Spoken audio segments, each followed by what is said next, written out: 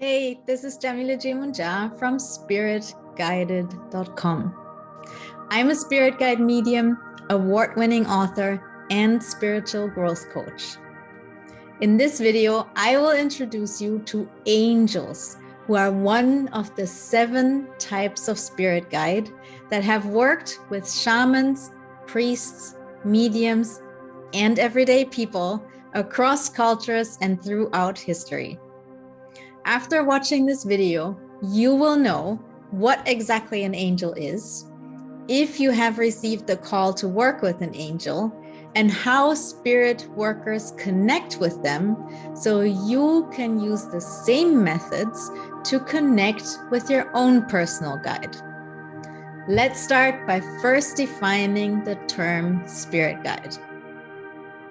A spirit guide is any being from the higher realms that is connected to us in unconditional love and wants to help us on our spiritual path and in day-to-day life.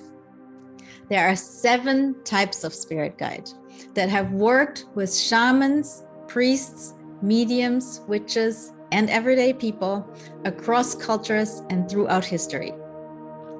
Deities, that's gods and goddesses, ancestors, ascended masters, nature spirits, animal guides, star beings, and angels. Now, what exactly are angels? If you were born into a society influenced by Christianity, Judaism, and Islam, you might assume you know about angels already. Since the impact of these spiritual traditions on the fabric of these cultures is immense, you'll have encountered angels even without a religious upbringing. From Valentine's cards to shop decorations, they're everywhere. This means you'll have preconceived ideas about what they are, what they're about, and what they look like. If you were born into a culture that draws its values and beliefs from other spiritual traditions, you'll be less imprinted by ideas about this type of spirit guide. Either way, it's time to uncover what angels really are and what you can learn from working with them. The word angel comes from the Greek word angelos, which means messenger. This makes sense since angels act as intermediaries between us and the divine. They've been around for a while.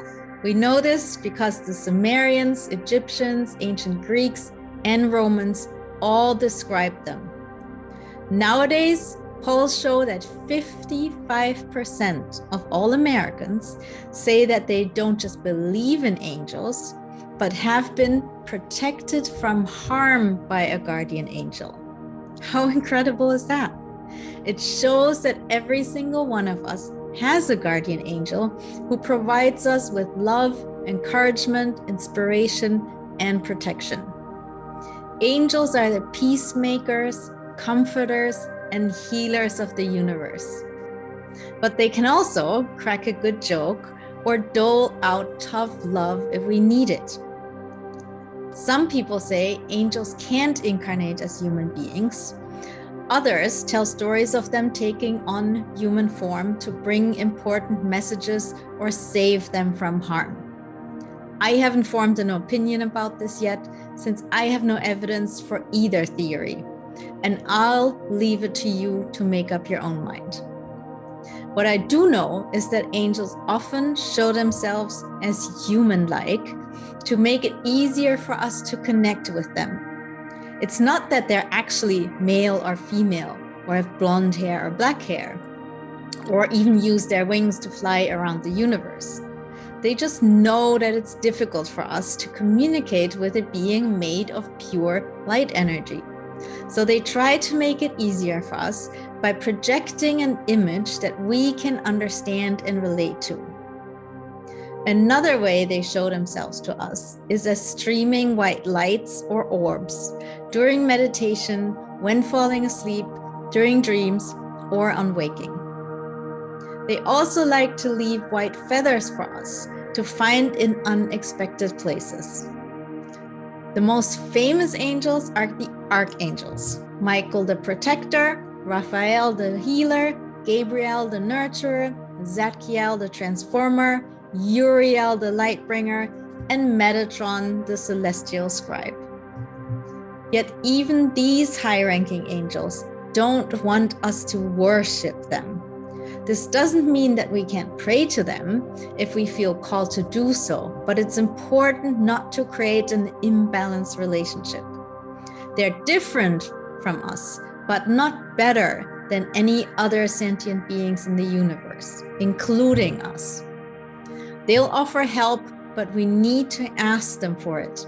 Only then will they be able to assist us. Otherwise, they would violate our free will, and they can't do that. So how do you know if your spirit guide is an angel? People that work with spirits in some capacity, like mediums, priests, shamans, witches, etc., and completely normal people, have received the call to work with an angel in the following ways: a fascination with one of the spiritual traditions that work with angels, an ancestral connection to angels, repeated synchronicities that involve angels, or dreams that feature this type of spirit guide. Or you can take the spirit guide quiz on my website, which will tell you which of the 7 types of spirit guide are working with you. You can find this free quiz at spiritguided.com. Now, how do spirit workers communicate with angels?